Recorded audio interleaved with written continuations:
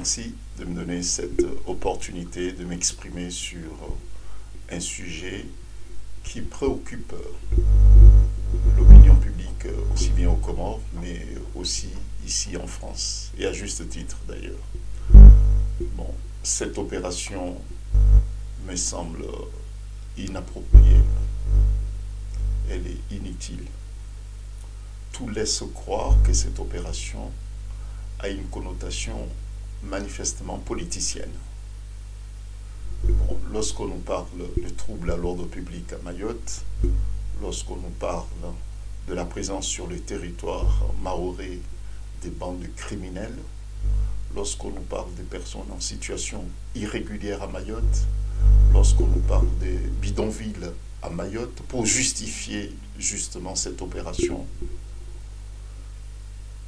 c'est complètement inexact, manifestement inexact. Il s'agit d'une opération qui est menée sur un territoire qui fait l'objet d'un contentieux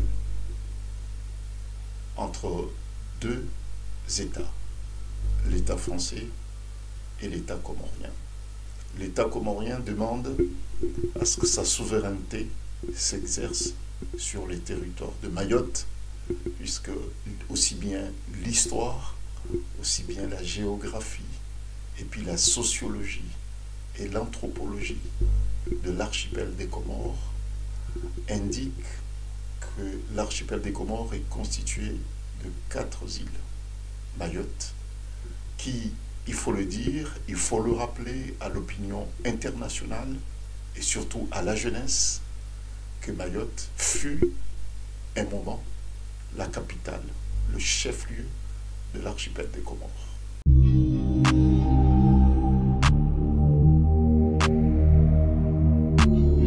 Bon, moi je connais bien Mayotte pour y avoir exercé. Je me rendais à Mayotte au moins une fois par mois lorsque j'exerçais mon métier d'avocat à l'île de la Réunion. Donc je connais bien le territoire. Lorsqu'on est avocat, on est amené à côtoyer un contexte à la fois sociologique, contexte politique, contexte de la sécurité ou bien de l'insécurité qui règne à Mayotte. J'y ai vécu. Voilà. Moi-même, j'ai des enfants qui sont de leur mère. La mère de mes enfants est née à Mayotte. Elle a grandi à Mayotte. Donc mes enfants sont aussi mahorais. Mon beau-père aussi est mahorais. Nous disposons à Mayotte des biens immobiliers. Donc je suis conscient, effectivement, de la problématique mahorais. J'ose espérer que nous aurons l'occasion, dans un contexte de sérénité, je dirais, normale, pour aborder cette question de fond. Et il y aura une sérénité, on arrivera à un moment où les Comoriens de toutes les îles, puisque nous appartenons tous dans cet archipel des Comores, nous avons les mêmes destins.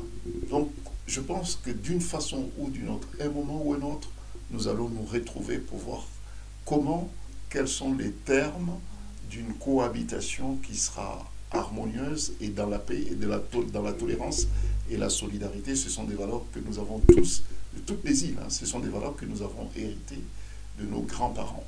Donc j'ose espérer que nous retrouverons un climat serein. Les autorités françaises et celles des autres îles de l'archipel des Comores feront un travail colossal pour poser des actes nous permettant de nous retrouver tous ensemble pour réfléchir de ce qui serait demain notre vivre ensemble. Bon, ça c'est un aspect. Mais par rapport à la question que vous avez posée, bien sûr qu'il y a une insécurité à Mayotte. Bien sûr que nous aurons bien voulu que les scènes que nous vivons en ce moment même, on est quand aujourd'hui? On est le 24, lundi 24 avril, les scènes de guérilla qui opposent les militaires, les forces de l'ordre à des jeunes gens qui n'ont même pas encore 18 ans. Nous aurons bien voulu voir d'autres scènes plutôt que celles que nous vivons en ce moment. Il y a une insécurité à Mayotte. Moi-même, j'en suis témoin et voire même concerné directement par rapport à ce problème d'insécurité, puisque je vous ai parlé tout à l'heure du fait que mes enfants sont aussi mahorais. Et mon beau-père également, qui est né à la Grande Comore, qui est arrivé à Mayotte à l'âge de 10 ans et qui est décédé à Mayotte à l'âge de 80 ans, qui a travaillé, qui avait des commerces, qui disposait des biens immobiliers à Mayotte. Donc nous, on sait ce que c'est l'insécurité qui règne. Mais nous, lorsque vous êtes responsable, vous n'ajoutez pas un problème à d'autres problèmes. Vous ne mettez pas de l'huile sur le feu. Mais lorsque vous avez des problèmes d'insécurité qui mettent en cause des jeunes gens, mais parce que la plupart de ceux qui sont impliqués dans ce problème d'insécurité, ce sont des jeunes qui ne sont pas forcément nés dans les autres îles de l'archipel des Comores, mais la plupart d'entre eux, je sais de quoi je parle pour avoir exercé à Mayotte. La plupart des jeunes qui ont affaire aux juges pour enfants à Mayotte, la plupart d'entre eux sont nés à Mayotte. Bon, donc ce sont des jeunes mahorais, dès lors qu'ils sont nés à Mayotte, et ces jeunes ont été, c'est ce qu'on appelle les enfants isolés, les enfants abandonnés, puisqu'ils n'ont pas une structure familiale, ils n'ont pas un encadrement familial susceptible de les accompagner jusqu'à l'âge, jusqu'à l'adolescence.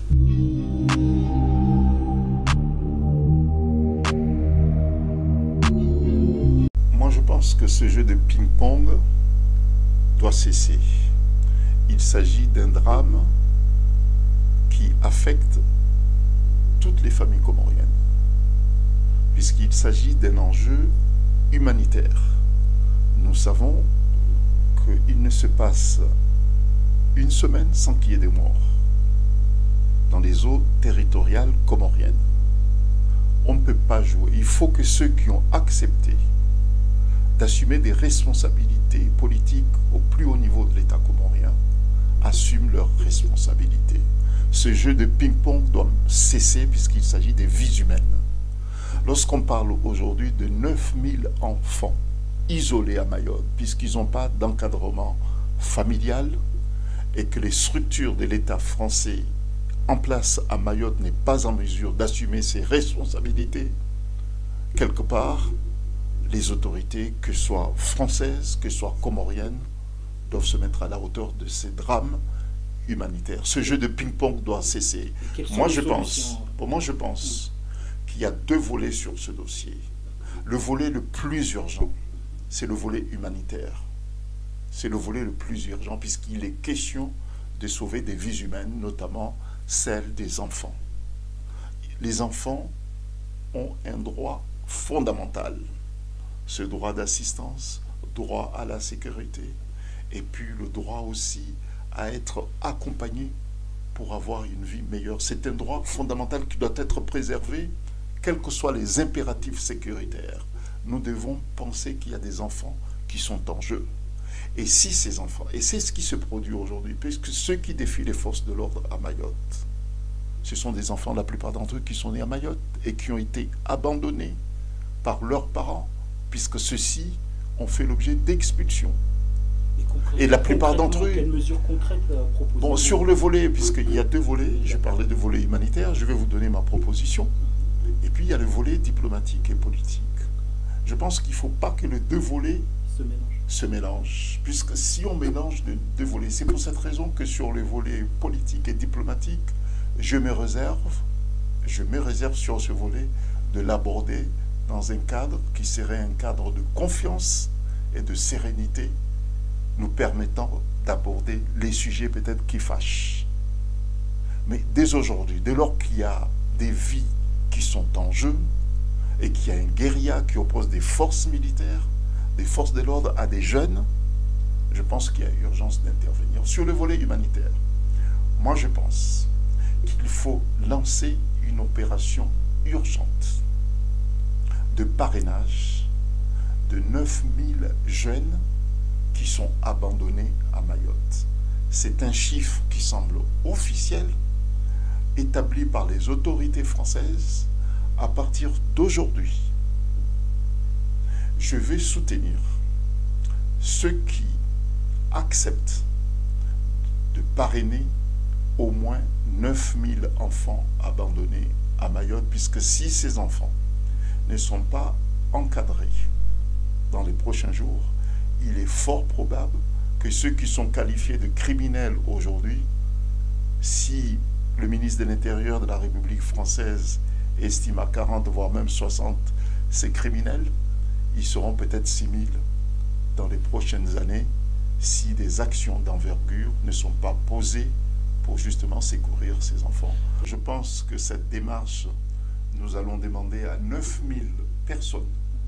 Vous voyez, pour être très concret, nous allons lancer une opération 9000 personnes qui acceptent de parrainer 9000 enfants. Cette opération, nous allons proposer qu'elle soit accompagnée et soutenue par les structures qui existent déjà à Mayotte, puisqu'à Mayotte, il y en existe déjà. Mais ces structures semblent débordées et que les moyens semblent aussi insuffisants pour répondre à cette nécessité humanitaire. Bon, donc cette opération sera lancée, des affiches seront posées pour demander à ce que des volontaires se manifestent pour que justement ces demandes soient soumises à qui de droit, aux autorités. Mais ça, c'est la mesure qui nous semble la plus urgente. En entendant, vous avez parlé de structures juridiques, vous avez parlé des démarches juridiques. La démarche juridique, c'est ça. Il faut trouver des gens qui acceptent d'adopter, de parrainer 9000 enfants et à partir de leur accord, de leur engagement, les demandes seront soumises aux autorités compétentes sur place à Mayotte. Bon, donc cette opération, nous allons la lancer à partir de demain dans le cadre d'une structure. Une structure qui existe déjà, c'est Waraba d'Afrique. Et puis il y a d'autres structures, j'ai vu des Comoriens qui, à Mayotte, je les ai rencontrés hier, des Comoriens qui sont aussi en train de créer une association qui s'appelle Opération Parrainage des enfants isolés à Mayotte. Bon, puisque nous pensons qu'il y a encore le temps de sauver ceux qui sont en bas âge et complètement abandonnés. Donc, ça c'est une première réponse. Nous avons aussi une inquiétude, puisque ce dossier de Mayotte est géré de façon politico-politicienne. Il n'y a pas une vision de long terme sur la gestion de la crise migratoire à Mayotte. Puisque chaque fois qu'il y a une échéance politique, chaque fois que certains souhaiteraient avoir une posture politique, se servent de ce dossier pour justement être élus. Donc il y a une gestion politico-politicienne de ce dossier. Il suffit qu'il y ait un ou deux qui veulent être élus et parlent de problèmes d'insécurité et parlent de l'immigration clandestine, comme si les enfants qui sont nés à Mayotte, qui sont des Mahorais, sont des clandestins, etc. Bon, donc, moi je souhaiterais, mais ça sera dans un cadre beaucoup plus posé, serein, définir qui est Mahorais et qui ne l'est pas.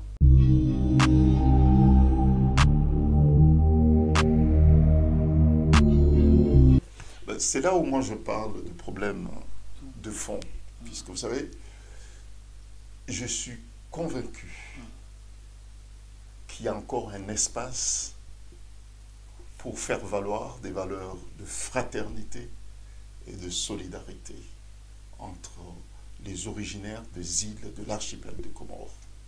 Mais il y a certains qui ont sans doute un intérêt à ce qu'à la place de la fraternité et de la solidarité, la haine se mette en place. Il y a des gens qui sont des parrains de la haine, vous voyez, qui cultivent la haine, qui ont un intérêt à ce que les originaires des îles de l'archipel des Comores se détestent entre eux.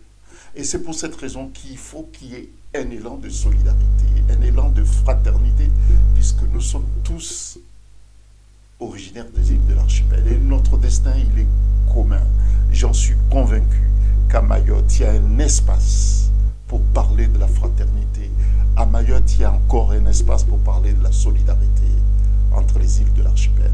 Ce sont des valeurs que nous héritons de nos grands-pères. Et nous avons aujourd'hui cette responsabilité, justement, de mener ce travail, de mener ce combat. Et c'est pour cette raison que j'invite mes compatriotes des autres îles de l'archipel des Comores d'être très prudents, d'être très modérés, puisque de nos propos, de nos postures, nous pouvons mettre des vies en jeu. Vous voyez? et ceux qui sont à Mayotte également, qui ont choisi un autre destin, de nous voir comme étant leurs frères également.